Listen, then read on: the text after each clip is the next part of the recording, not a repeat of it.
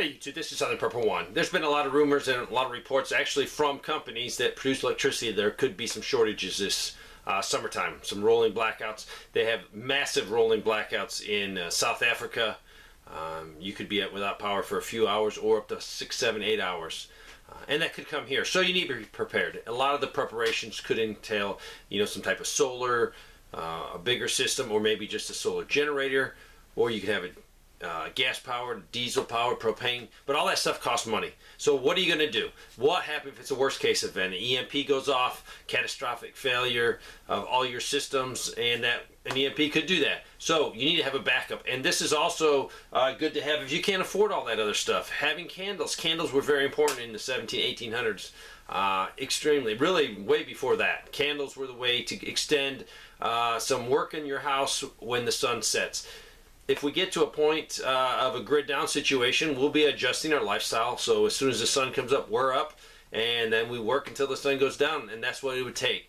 But you got to have the basic, and this is the basics, and there's nothing wrong with the basics because this is EMP proof. This is nothing mechanically can break. This is the way to go. This is your first step. If you're preparing, after you get this, then maybe a solar generator, then maybe a little bit more solar in your house.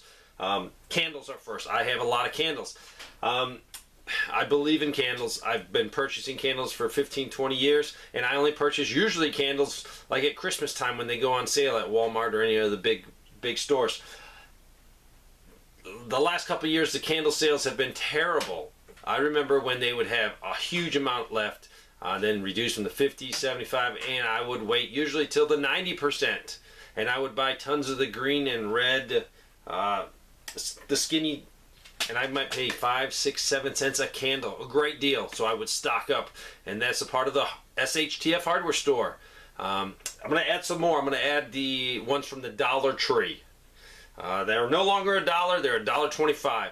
But burning a candle is also a safety problem, so you have to make sure you have something to put the fire out if it gets knocked over. I'm not a big fan of the glass globe lights that use the lamp oil, just because if you knocked one over, especially on a concrete floor, a good chance that whole thing could go whoosh, and you have a huge problem. So that's why I'm not a big fan, just because of the safety issue. But average in the United States, we have 15,600 fires caused by candles. It causes 150 deaths on average, 1,270 injuries from candles. And it costs about $539 million in property damage because of candles used improperly. 53% of all fires that are started from a candle is because it's too close to something combustible. So, common sense. Never leave a candle unattended. Make sure you don't leave anything around. And especially if you're using oil lamps, they're even worse. So, these candles, they are $1.25. You can't beat them. Dollar Tree near me stocks a bunch of different colors. They have a lot of the religious type. They come from Mexico. You can take the cover off if you don't want the cover on, or you can leave the cover on.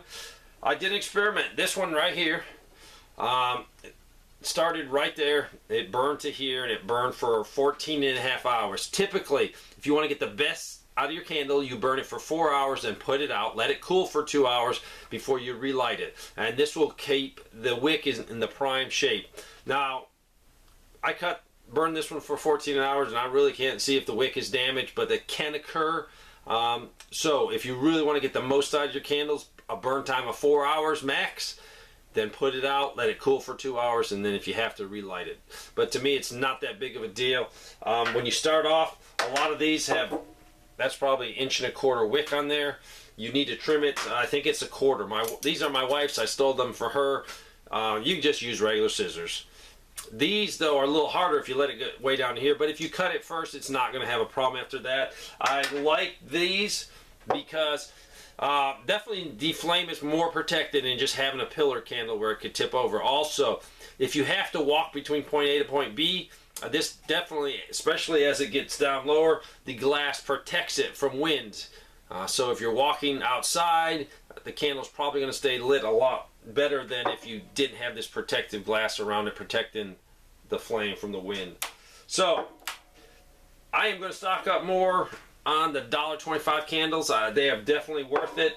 I estimate this one will get between 60 and 70 hours. It wasn't really that scientific. I just burnt it for 14 and a half hours, measured that, and calculated. So anywhere from 60 to 70 hours.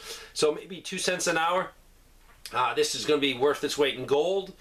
In a grid down situation, SHTF, I'll use it here personally. I can give it away to other people I know. And it's also a trade and sale item in the SHTF hardware store.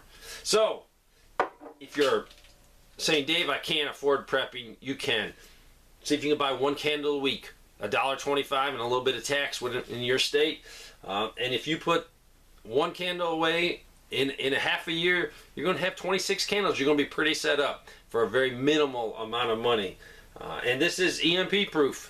So, look at your lighting situation.